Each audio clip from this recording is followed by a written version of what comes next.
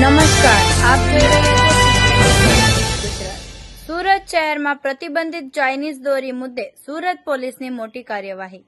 Ahmedabad delivery માટે જઈ રહેલા પ્રતિબંધિત ચાઇનીઝ દોરીના કન્ટેનર સાથે એક ઇસમની ધરપકડ કરાઈ. એલસીબી ઝોન 2 દ્વારા 2 શખ્સોને વોન્ટેડ જાહેર કરવામાં આવ્યા છે. રૂપિયા 11 લાખની કિંમતના પ્રતિબંધિત ચાઇનીઝ દોરીનો જથ્થો કબજે કરાયો. પાંડેસરાથી પ્રતિબંધિત ચાઇનીઝ દોરીનો જથ્થો અમદાવાદ ડિલિવરી માટે જઈ રહ્યો હતો, જે પહેલા પોલીસે ડિંડોલી સાઈ પોઈન્ટ નજીકથી મોટી માત્રામાં જથ્થા સાથે એકને ઝડપી પાડ્યો. અબોલ પક્ષીઓ અને માનવ જીવ માટે ઘાતક સમાન કાતિલ દોરીનો મોટો જથ્થો જપ્ત થયો.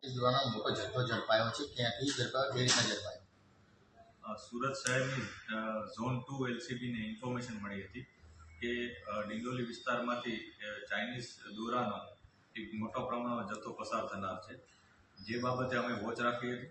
આ વોચ દરમિયાન ડિંડોલીમાંથી જે ટેમ્પો પસાર થયો એને રોક્યો હતો. રોકતા એમાં અમે જે ચેક કર્યું હતું તો ચેક કરતાં કુલ 2880 યુનિટ જેને ચાઇનીઝ માંજો કહેવાય છે એ ચાઇનીઝ માંજોનો જથ્થો પકડાયો હતો અને એની અંદાજિત કિંમત 11,52,000 થાય છે. જે આઈસર ટેમ્પો છે એને 10 લાખની કિંમત ગણીએ અને એવી રીતના ટોટલ 21,52,000નો મુદ્દામાલ પોલીસે જપ્ત કર્યો છે. આ ઘટનામાં પોલીસે જે ડ્રાઈવર છે જેનું નામ અનિલ શંકરલાલ મીણા છે એની ધરપકડ કરી છે.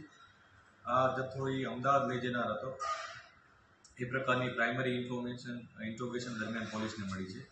જે અમદાવાદમાં કોને મોકલનાર હતો એની અત્યારે પોલીસ તપાસ કરી રહી છે અને જે પણ વ્યક્તિ આમાં સામેલ હશે એના વિરુદ્ધ કાયદેસરની કાર્યવાહી કરવામાં આવશે. સાહેબ, આ ચાઇનીઝ દોરી કેટલો ઘાતક કહેવાય છે?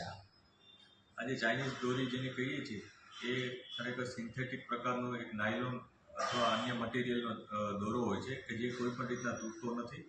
સામાન્ય રીતના જે ખીંચીને તોડવામાં આવે એ પ્રકારનો દોરો નથી હોતો અને એને વધુ સ્ટ્રોંગ બનાવવા માટે એના ઉપર કાચ, લોખંડ આ પ્રકારનું મટીરિયલ લગાડી અને એને વધુ સ્ટ્રોંગ બનાવવામાં આવે છે અને એવી રીતના એ ખૂબ જ ઘાતક બની જાય છે. આ એટલો બધો ઘાતક બને છે કે એવા પણ બનાવો બન્યા છે કે જેનાથી લોકોના ગળા કપાયા છે, કેટલાક લોકોના જીવ પણ ગયા છે.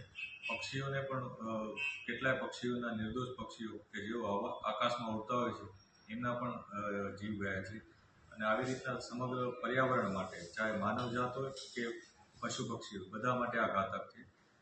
ઉત્તરાયણના દિવસે પણ ઘણીવાર છત ઉપર જ્યારે લોકો પતંગ ઉડાડતા હોય ત્યારે આ પ્રકારનો માંજો હોય એ નુકસાનકારક સાબિત થાય છે. આ કારણેસર જ એની પ્રતિબંધિત જાહેર કરવામાં આવ્યો છે અને અમારી પણ લોકોને અપીલ છે કે આપ બિલકુલ આ પ્રકારના માંજા માટે કોઈ પણ જાતની ડિમાન્ડ ના કરશો.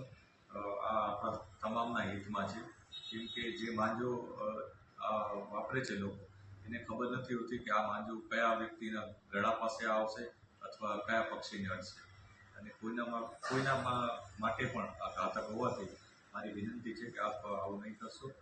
એ સાથે સાથે પોલીસ પણ પોતાની એક અલગ ડ્રાઈવ રાખીને અને આ પ્રકારની ઇન્ફોર્મેશન મેળવીને આ પ્રકારના માંજાઓ પર કડક કાર્યવાહી કરવા માટે સતત પ્રયત્ન. આવા અવનવા સમાચાર જોવા માટે જોતા રહો P24 ન્યૂઝ ગુજરાત.